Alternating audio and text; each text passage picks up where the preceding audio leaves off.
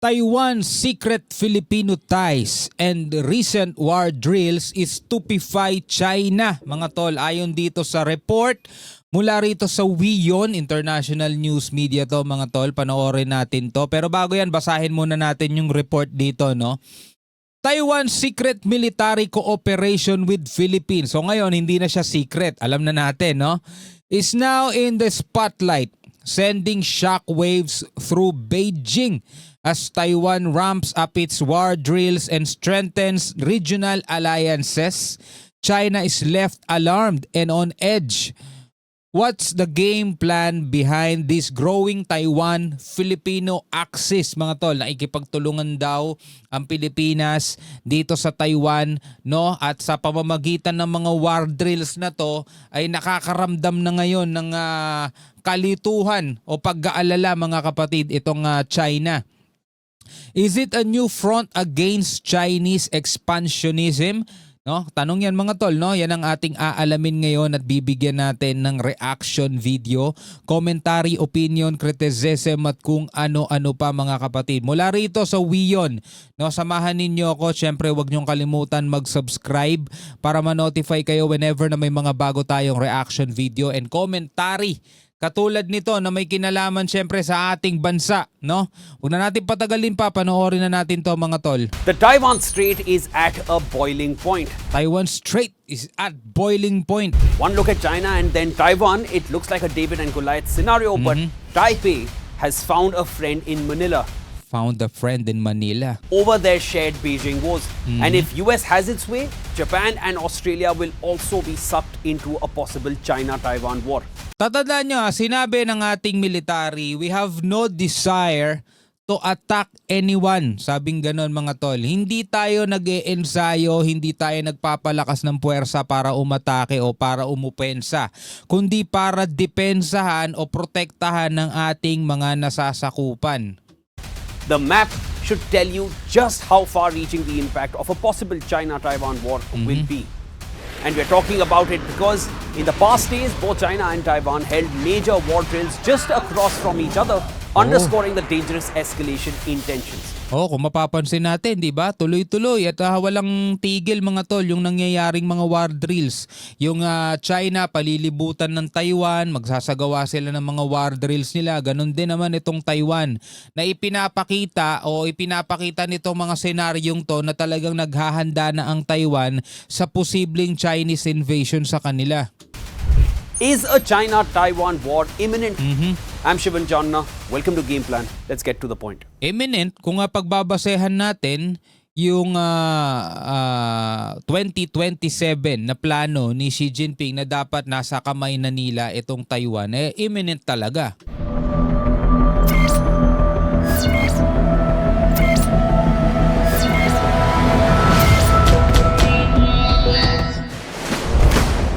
Taiwan prepares for Chinese Taiwan invasion. launched its 10-day military exercise, Han Puang, to test Taiwan's defenses against a Chinese assault. Now, even though this is an annual drill, but something different happened this year. Taiwan fired a new set of military assets and weapons, and China took note of it. 10-day drills, location, Penghu, Kinmenmatsu, large-scale drills with live-fire training, man-portable Stinger missile launchers, Patriot missile system, HIMARS missile, US-made tanks, simulating response to Chinese invasion, joint operations across air, sea, land, mobilization of civilian resources, tapos kasama pa daw ang Pilipinas. For the first time, Taiwan tested its new American tanks in the drills and even test-fired the American HIMARS missiles during these drills.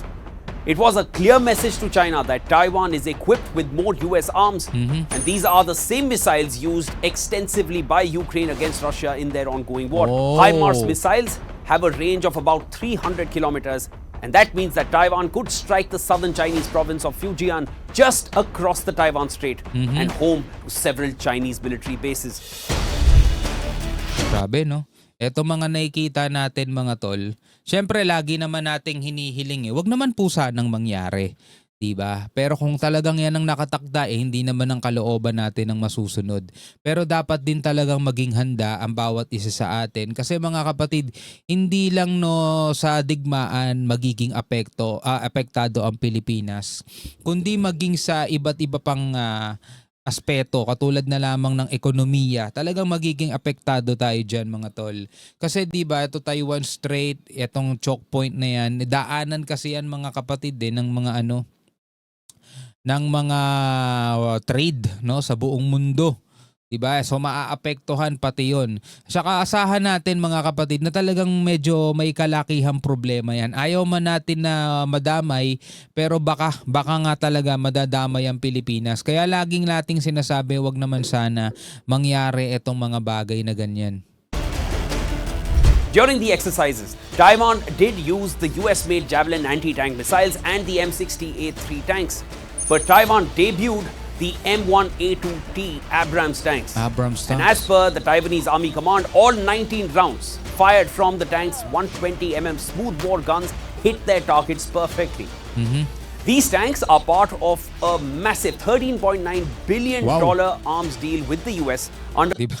Kaya marami nagsasabi negosyo eh. 'Di ba? Kita mo, Taiwan will buy 108 tanks for 13.9 billion US dollars. 'Di ba? which Taiwan is set to buy 108 M1A2T Abrams tanks. Grabe, napakalaking gastos. Taiwan's closed door Filipino connection. Ayan na. Dito na, nababanggit tayo. Kaya binibigyan ko to ng reaction video kasi kasama tayo eh. Taiwan's secret Filipino ties and recent war drills stupefy China. While China's territorial claims have miffed many nations in the Indo-Pacific, it has also brought aggrieved nations together. And one such military alliance which seems to be brewing is between Taiwan and the Philippines, glued over their common wars and threats from China. Tama. Taiwan is home to over 160,000 Filipino migrant workers as well, who would need to be evacuated if a Chinese invasion takes place. Hindi lang 160, more than that. 'Di ba? Na sinasabi nga, dito tayo magiging involved eh. Kapag sumabog o pumutok ang gera diyan mga tol, ito yung kailangan nating puwersahang ilikas. Kasi masyadong maliit ang Taiwan mga tol. Tatandaan natin 'yan, malaki pa Luzon diyan. Unlike halimbawa sa ibang bansa na pwede pa silang pumunta sa iba't ibang mga lugar na hindi apektado ng labanan, dito pag nagkaroon ng labanan diyan, baka buong Taiwan na agad yun mga tol dahil napakaliit lang yan.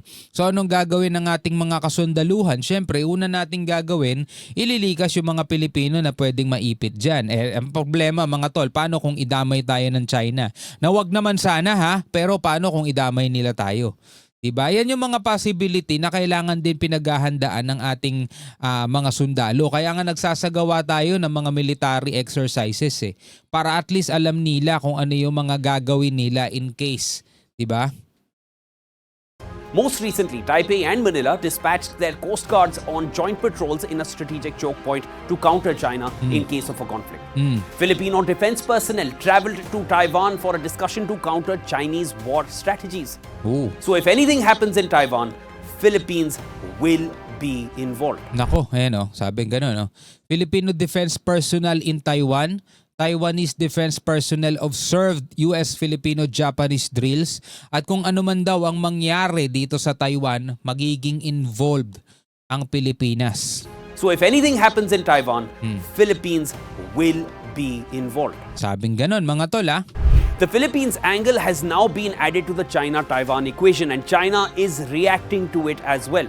Pero eto mga tol, nilinaw na to eh. Napagtalakayan na natin to nitong nakaraan. If something happens to Taiwan, inevitably, we will be involved. Diba? Maraming mga Pilipino mga tol ang bumatikos dito sa pahayag na to ni General Romeo Bronner. Diba? Sinasabi nila bakit nakikialam pa ang Pilipinas dyan? Bakit nakikisali tayo dyan sa away na yan? Again mga kapatid kung bakit sinabi ni General Bronner na magiging involved ang Pilipinas dahil nga meron tayong mga kababayan na kailangan nating tulungan at hindi natin dapat pabayaan. Kayo man kung meron kayong mga kamag-anak 'Di ba? Dito na nagtatrabaho sa Taiwan, malamang ang magiging sigaw nyo sa gobyerno, kumilos naman kayo para tulungan ninyo kasi nga kamag-anak mo. Pero yung iba, since wala naman sila sigurong kamag-anak dyan, wala silang pakialam at ang langi nilang sinasabi, bakit tayo makikialam? 'Di ba? Ganun mga tol eh, 'di ba? Ganun lang 'yan eh, naiintindihan natin yung senaryo eh. Pero eto nga, sinasabi ng ating mga sundalo, magiging involved tayo dahil ang unang-unang pakay natin is matulungan o mailikas yung ating mga kababayan na may ipit diyan. Pero ang sabi rin ng palasyo, sabi rin mga tol, kung sakasakaling idadamay tayo ng China, ibang usapan na yon. Sino nagsabi nyo? No? Eto, panoorin ninyo. Eto, sa isang interview kay Executive Lucas Bersamin, sabi niya ang mahalaga ay hindi tayo natutulog sa pansitan. Pero hindi tayo makikipaggera sa China maliban na lamang mga kapatid, ibang usapan na kung tayo ay idadamay. Eto, panoorin natin. Para sa posibleng pagsalakay ng China sa Taiwan. Ayon kay Bersamin, matagal nang may mga paghahanda ang Pilipinas sa ganitong senaryo pero nilinaw niyang hindi tayo natutulog sa pansinan o pansitan at walang plano ang bansa na makipagdigma maliban kung direkta itong madadamay. Yan, maliban kung direkta tayong madadamay. Diba? So balikan natin ulit etong balita mula rito sa WION. Has now been added to the China-Taiwan equation and China is reacting to it as well. Chinese embassy in Manila recently warned the Philippines against having any interaction with Taiwan and even topped it off with a threat at the end.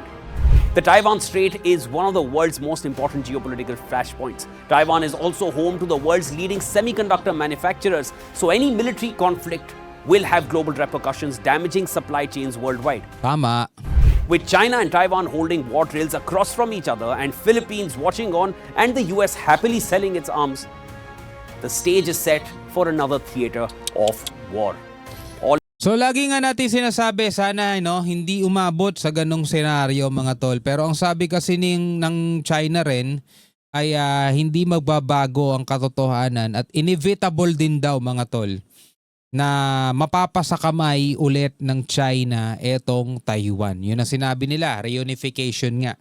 No? So sana hindi tayo madamay dito sa sitwasyon na to mga tol kasi mahirap talaga ang lagay ng ating bansang Pilipinas lalo ngayon yung mga politiko natin sa pagiging sa mga karera nila nakatutok, doon sila nakafocus. Ano kaya mangyayari sa ating lahat pag nangyari yan, no? Anyway, bilang mga Pilipino, ano masasabi niyo diyan? Comment na lamang kayo sa ibaba. Hanggang sa muli, ako nga pala si Shobal D. Peace out.